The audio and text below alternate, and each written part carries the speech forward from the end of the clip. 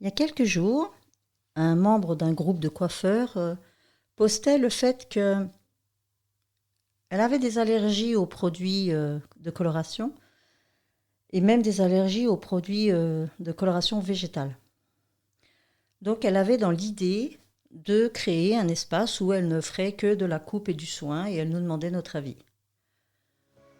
Je ne vous cache pas que moi en lisant ça, je me disais « Waouh, génial !»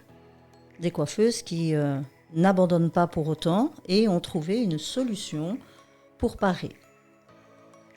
Alors, c'est toujours bien triste, mais quand on est dans un quotidien, que ce soit dans n'importe quelle profession ou condition de vie, quand tout va bien, on ne se pose pas de questions.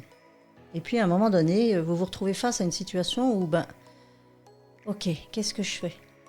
Est-ce que je change tout ? Est-ce que je jette tout et je recommence ? Est-ce que je fais totalement autre chose ? Ou est-ce que, à ce moment-là, je prends la peine de regarder ce que je fais actuellement, mais sous un autre angle ? En fait, c'est ce qui m'est arrivé il y a plusieurs années. Le cheveu fil de l'âme, le podcast qui révèle le lien invisible entre ta chevelure et ton histoire intérieure. Ici, la coiffure sort du paraître pour toucher l'être. Je suis Marie-France, coiffeuse depuis plus de 40 ans, aujourd'hui engagée dans une approche thérapeutique et émotionnelle du cheveu. Chaque épisode est une invitation à écouter ce que tes cheveux ont à dire de toi. Que tu sois coiffeuse, thérapeute ou femme en chemin, je t'emmène explorer les racines émotionnelles qui tissent ta chevelure et ton identité. Témoignages, réflexions, élan du cœur, bienvenue dans un espace de libération, de reconnexion et de transformation. Et si toi aussi tu ressens l'élan de raconter ton histoire, je t'invite à rejoindre l'aventure. Ça fait 40 ans que je pratique la coiffure, mais il y a une bonne dizaine d'années, voire plus, que je me suis remise en question et je me suis dit, j'en ai ras-le-bol. Mais vraiment, ras-le-bol. Alors, même si je me souviens de l'époque, je ne sais pas trop ce qui s'est installé en moi qui a fait que, à un moment donné, je n'en pouvais plus. J'en avais marre de faire de la transformation capillaire, coloration, mèche permanente, enfin la totale quoi. Je ne sais pas pourquoi, il y a un truc qui me parlait plus, ça me semblait lourd et pesant, c'était vraiment pénible.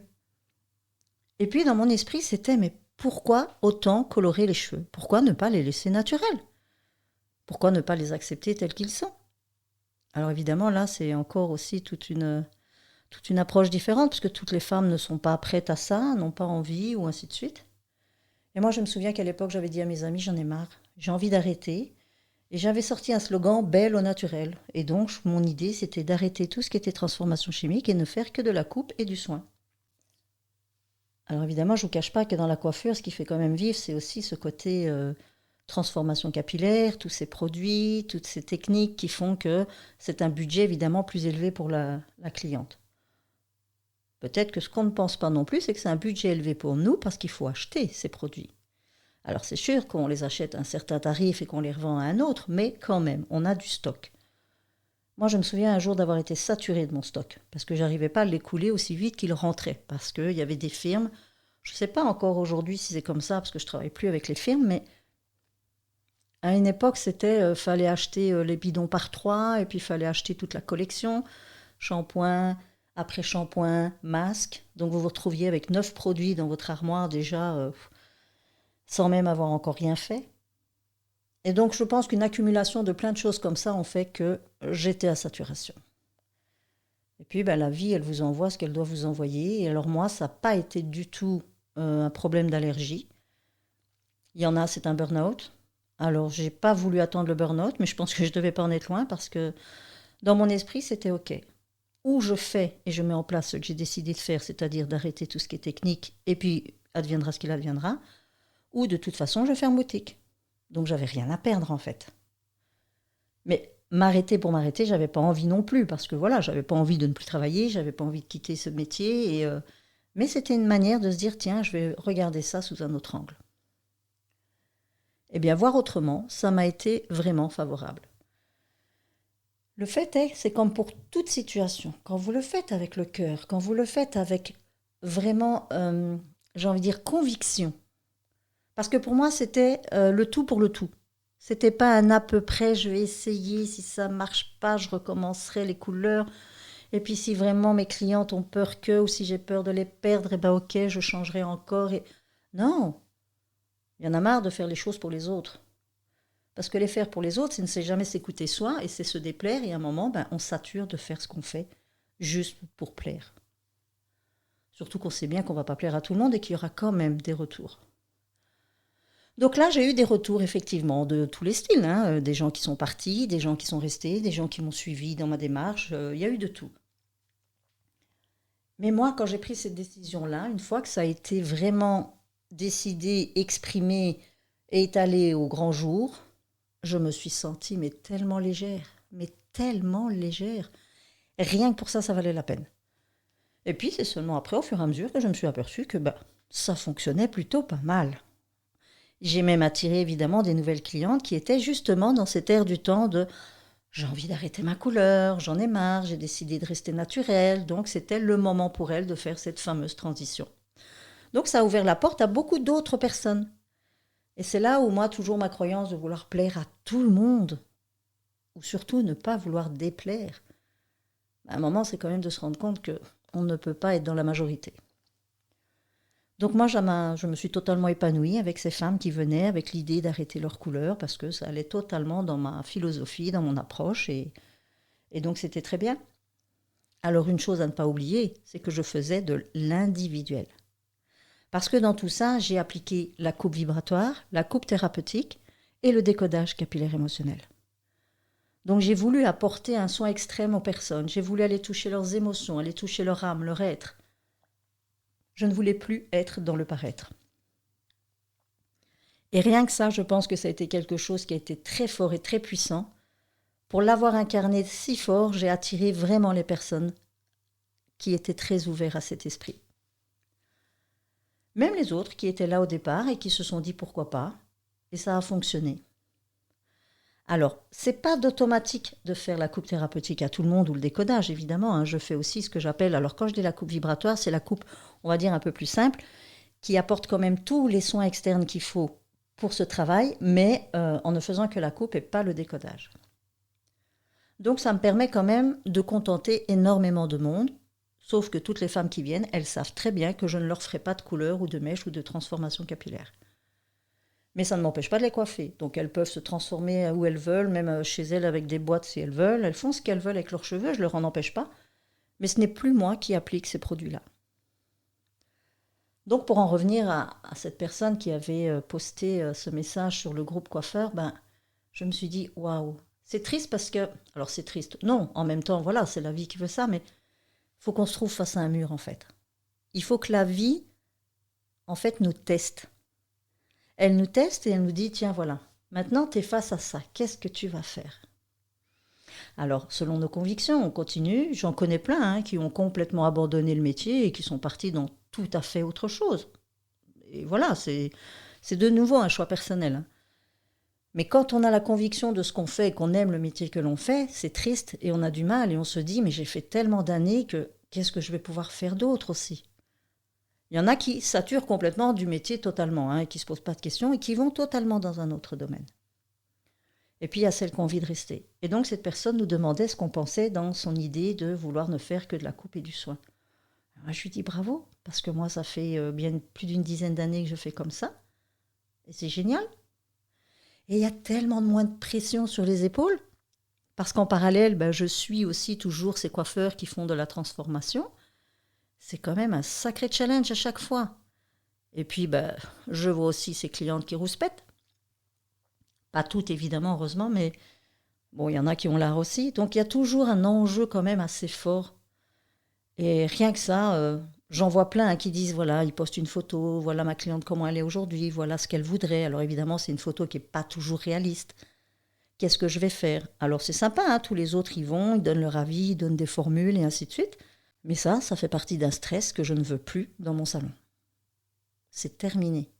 J'ai envie de m'amuser. Alors, je me suis amusée à l'époque où j'ai fait de la coloration, où j'ai fait de la transformation capillaire, c'est certain. Parce que j'étais simplement dans l'apparence, parce que j'étais dans le défi, parce que j'étais vraiment dans le challenge. Je voulais réussir des super trucs, je voulais faire des choses originales, je voulais tout. C'est ça qui m'animait en fait. C'était pas tant la beauté de la personne, c'était les cheveux que j'avais sous les mains. Qu'est-ce que j'allais en faire? Et plus la transformation était forte, et plus c'était challengeant, et plus j'étais fière si j'avais réussi. Et puis parfois je me plantais, mais je récupérais le truc. Mais je me suis amusée vraiment. Et puis à un moment donné, je sais pas, il y a eu des choses dans ma vie qui ont fait que je suis voulu passer à quelque chose, à mes yeux, je dis bien, était plus essentiel. Et c'était l'humain. L'humain dans ce qu'il est et pas dans ce qu'il montre. Et là, avec la coupe thérapeutique, le décodage capillaire émotionnel et même la coupe vibratoire, c'est aller toucher la personne dans ses émotions, toucher son âme, toucher son être. Et la coiffure devient quelque chose où on va la mettre en valeur d'une autre manière que par son apparence. Parce qu'aller toucher ses émotions, c'est waouh, c'est fort. Et même vous qui faites encore de la technique, vous le faites, parfois inconsciemment. Essayez de vous imaginer des situations où vous avez vu la cliente se voir dans le miroir et se dire oh, alors soit elle était en pamoison et waouh, et vous sentiez que c'était pas seulement joli, mais que c'était oh, ça lui faisait du bien. Et puis vous en avez certainement eu d'autres qui se sont dit mais wow, non, ça va pas, c'est pas beau, j'aime pas, c'est pas ce que j'ai demandé. Bon. Eh bien, sachez que ça va au-delà de l'apparence. Mais même la personne elle-même n'en a pas toujours conscience. Il y a un bien-être que ça renvoie là derrière, qu'on capte ou pas. Moi, je dis toujours, se trouver jolie, c'est bien, mais est-ce que pour autant on est bien dans sa peau? Pas toujours. Et on a l'impression que si on se trouve jolie, ça va aller mieux. Oui, mais dans ces cas-là, c'est éphémère. Tandis que se sentir bien, de pouvoir ressentir à l'intérieur que c'est waouh, bah déjà on va se trouver jolie. Parce que là, on est tellement plus sereine, automatiquement, ça va, l'un va avec l'autre, mais pas dans l'autre sens. Et donc, de nouveau, cette personne, moi je lui dis bravo, elle n'abandonne pas, elle n'a pas envie d'abandonner, elle n'a pas envie de laisser tomber son métier et elle le voit sous un autre jour. Et ce jour-là, il est totalement réaliste, totalement. Aujourd'hui, moi je forme les coiffeurs à la coupe thérapeutique et au décodage capillaire émotionnel et je vous avoue que l'approche que vous allez avoir avec la personne est tellement différente. En fait, les clientes, les élèves, si je peux dire, qui viennent me voir, ont parfois même déjà été formées en coupe énergétique avec d'autres techniques, enfin d'autres personnes, mais le décodage n'est jamais approfondi aussi fort. C'est vraiment, ça peut être une formation totalement indépendante. On peut ne faire que le décodage si on a déjà été formé à la coupe énergétique. Moi, aujourd'hui, je l'appelle thérapeutique parce que c'est vraiment une thérapie. Mais ce décodage, il a ce plus qui fait que je peux parfois même l'utiliser sans la coupe. Il y a des gens qui ont juste envie de savoir voilà, ce qui se passe avec leurs cheveux sans pour autant devoir les couper. Parce que parfois, ce n'est même pas des clientes à moi, elles se coupent les cheveux ailleurs, mais elles viennent chez moi juste pour le décodage. Et là, on va toucher les émotions. On va toucher les émotions fortes. On va aller vraiment voir ce qui se passe à l'intérieur. Et donc, dans la coiffure de la personne, comprendre comment elle se sent dedans, comment elle vit sa coiffure, comment elle vit ses cheveux. Quel est son lien avec ses cheveux? Comment elle se sent dans ses cheveux? Comment elle l'entretient aussi? Les cheveux, c'est quand même la continuité de votre corps. Il a l'aspect externe, mais il a l'aspect interne. L'aspect interne qu'on ne voit pas, mais qu'on sait qu'à l'intérieur, il y a un bulbe qui est nourri par un sang dans lequel circulent énormément de choses et qui va donc aller s'imbriquer dans la fabrication du cheveu au moment de la kératénisation. Et ça laisse des traces. Et c'est là où on peut vraiment découvrir la vie de la personne. On peut aller ressentir les émotions. On peut aller voir selon sa texture, selon sa forme, sa couleur, comment elle les coiffe. Et donc, ça me permet aujourd'hui, en dehors de justement de tout ce côté transformation, de me focaliser uniquement sur son aspect déjà externe, dans la manière qu'elle a donc de se coiffer, d'entretenir ses cheveux. Et on n'est pas là à réfléchir, tiens, est-ce qu'on va faire des mèches permanentes, un lissage, des boucles, des mains? Non. Dans quoi je vais me sentir bien? Qu'est-ce que le cheveu raconte déjà de la personne? Comprendre ce qui se joue en elle à cet instant-là, avec des choses qui sont ancrées en elle depuis certainement bien plus longtemps. En fait, le principe du décodage, il y a, comme dans la coupe énergétique, il y a une cartographie où on peut aller voir différents domaines de la vie de la personne. On a les méridiens, les 5 éléments. Ce que j'ai ajouté surtout, c'est le cheveu en lui-même, ce qu'il raconte, en plus de ce qu'il nous montre, suivant une cartographie qu'on a appris à traduire. C'est la texture, la forme, la couleur, la sensation, le cuir chevelu, qu'on a tendance à oublier. Tout ce qui se passe sur la tête de la personne n'est jamais que le reflet de son histoire intérieure. Et c'est bluffant. Et rien que ça, là, je m'amuse, mais comme je me suis amusée à une époque quand je faisais des transformations capillaires. Mais là, je suis vraiment dans l'humain.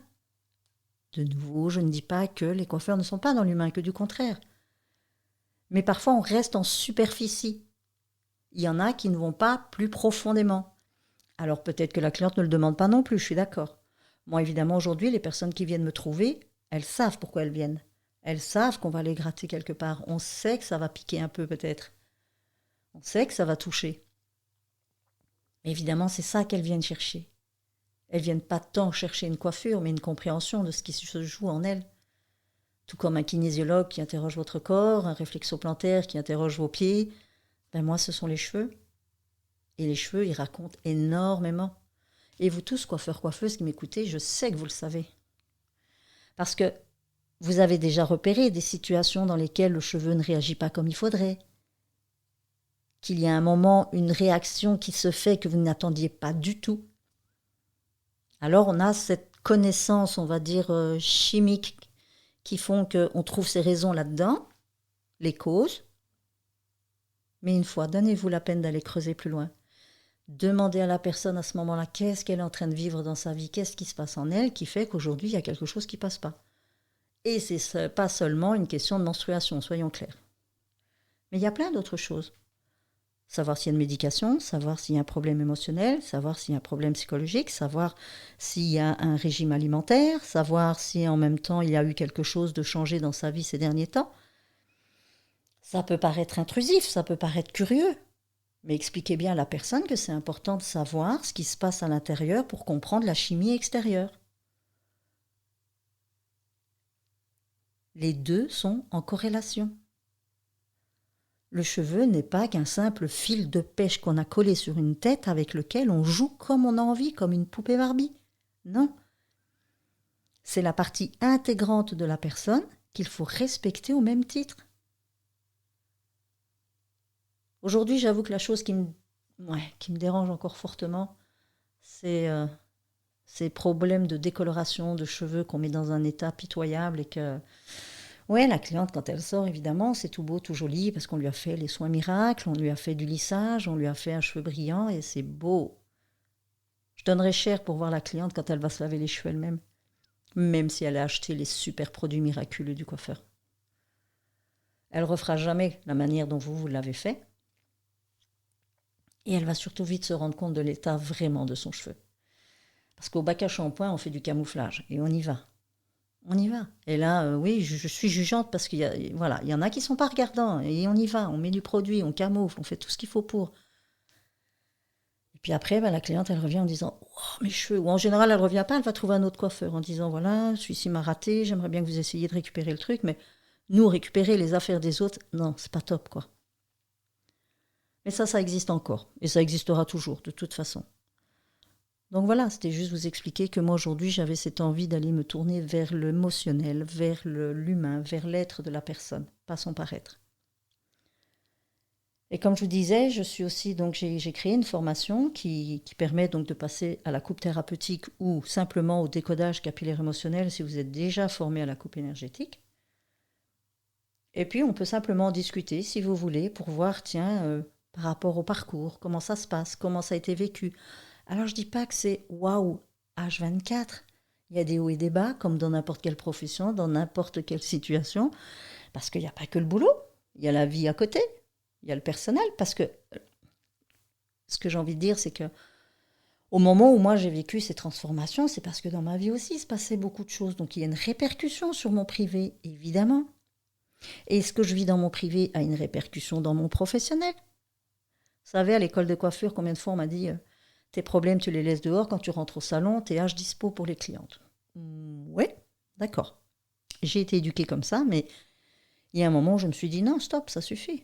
C'est pas humain. Je vois pas pourquoi moi, d'un coup, je devrais me dénigrer totalement pour être complètement là pour la personne. Non. Alors oui, le client est roi. Waouh, ça aussi, encore une phrase que j'ai bien démontée. Il a besoin de nous, on a besoin d'eux. De toute façon, c'est donnant-donnant, comme partout. Alors ça suffit de dire qu'il est roi.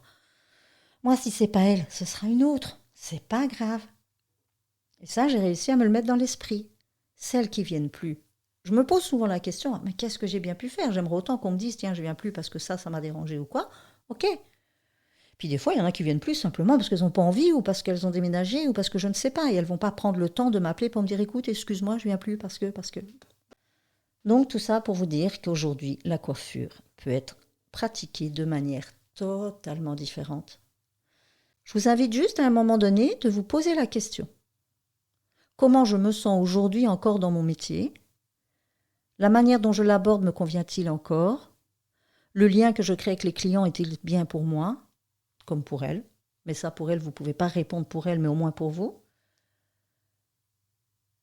Et vous demandez si vous êtes à un tournant de votre vie où vous aimeriez changer ou arrêter parce que des choses vous dérangent.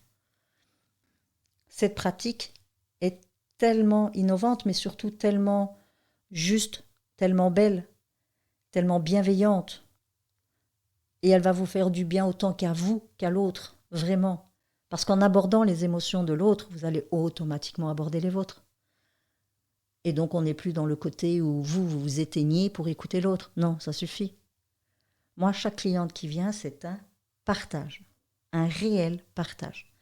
Ça va toujours venir me toucher dans quelque chose que je vis. Parce qu'on vit tous plus ou moins les mêmes choses de façon différente. Mais on a un vécu différent, on a une éducation différente, on a un bagage différent. Donc la perception est différente. Et moi, parfois, d'entendre les clients, ça me fait réfléchir aussi sur ma situation. Je me dis, waouh, ah oui, quand même, ça, je ne l'avais pas vu comme ça. Quand on a la tête dans le guidon, on ne voit plus grand-chose, hein, soyons clairs. Et donc, pour vous dire que la coiffure peut être vue sous un tout autre jour, pour le bien-être profond de la personne, et toucher autant l'extérieur que l'intérieur. Mais lorsque vous allez aborder l'intérieur, l'extérieur va jaillir tout à fait différemment. Lorsqu'on reste dans la transformation capillaire en surface, c'est comme des masques, c'est comme de la couleur qu'on met pour camoufler, pour embellir. Et ça fait du bien, hein, soyons clairs. Mais c'est un masque, c'est un leurre. Une fois que vous allez toucher l'émotion de la personne, ce qui va ressortir et jaillir d'elle, c'est juste un waouh qui, à un moment, peut-être justifiera qu'il n'y a pas besoin de la transformation capillaire qui était demandée à la base. Parce que d'un coup, il y a un bien-être qui s'installe qui fait que waouh, j'ai pas besoin d'artifice. Mais l'artifice, il peut arriver à un moment où, suffisamment conscient qu'on est super bien dans sa peau, c'est encore un plus, c'est un truc où aujourd'hui j'ai envie de porter de la couleur comme ci, aujourd'hui j'ai envie de porter une forme comme ça. Voilà, ça devient un accessoire de beauté, mais pas un camouflage des émotions. Et c'est à ça que je voulais en venir. Je vous remercie de m'avoir écouté jusqu'au bout et n'hésitez pas à venir me faire part de votre avis, de votre situation, de voir comment ça se passe pour vous et je me ferai un plaisir de partager avec vous. Et n'hésitez pas à vous rendre sur mariefrancepichet.com et là vous pourrez y voir tous les accès possibles pour les formations ou autres et puis simplement me contacter pour un partage. Je me ferai un plaisir de vous répondre. À bientôt.